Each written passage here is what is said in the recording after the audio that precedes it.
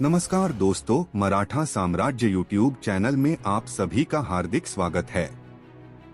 आज हम इस वीडियो में क्षत्रिय मराठा निकुंभ राजवंश के बारे में जानकारी लेने वाले हैं।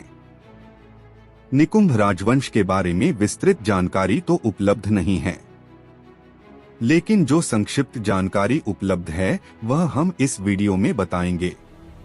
राजा निकुंभ से निकुंभ वंश की शुरुआत हुई। राजा निकुंभ यह अयोध्या के सूर्यवंशी राजा इक्ष्वाकु के 13वें वंशज थे।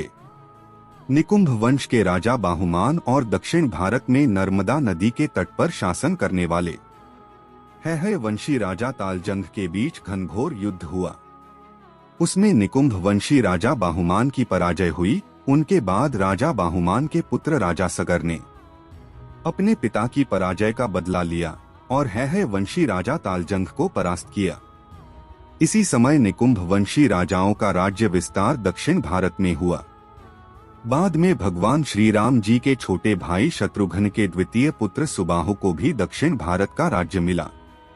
उनसे पहले ही दक्षिण भारत में निकुंभ वंशी राजाओं का शासन था।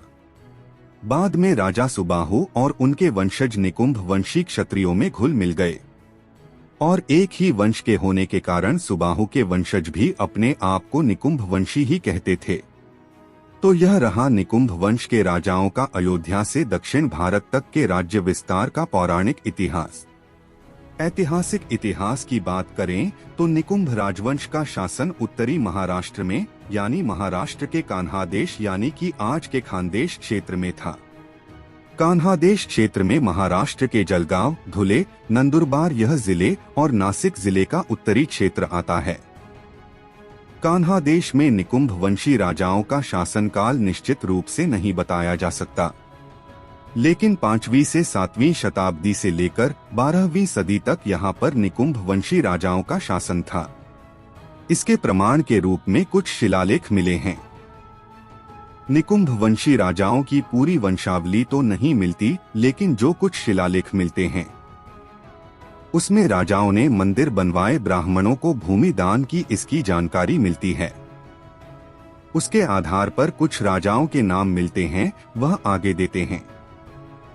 आला शक्ति, जय शक्ति, देव शक्ति, वैरदेव, सोयदेव, हेमादिदेव, कृष्ण, इन जैसे कुछ राजाओं के नाम शिलालेखों से प्राप्त होते हैं।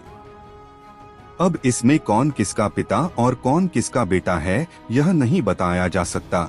इन सारे राजाओं का शासनकाल अलग अलग है। इसी प्रकार निकुंभ साम्राज्य की राजधानी निश्चित रूप से नहीं बताई जा सकती, लेकिन निकुंभ वंशी राजाओं के सबसे ज्यादा शिलालेख महाराष्ट्र के जलगांव जिले के 40 गांव में मिले हैं। इस आधार पर निकुंभ साम्राज्य की राजधानी 40 गांव को हम मान सकते हैं। 40 गांव में पाटना देवी मंदिर का निर्माण भी निकुंभ वंशी राजाओं ने 12वीं सदी में किया था। यह देवी माता के शक्तिपीठों में से एक शक्तिपीठ भी है।